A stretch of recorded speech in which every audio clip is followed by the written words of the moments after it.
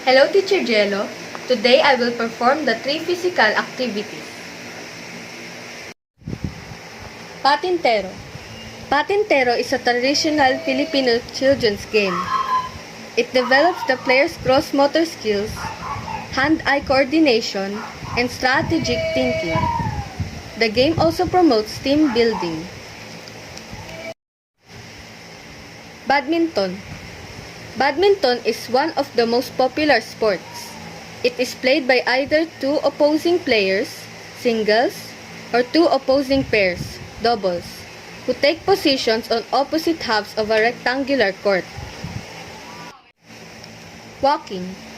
Walking is one of the easiest way of exercise because it is very simple and we can get more active, lose weight, and become healthier.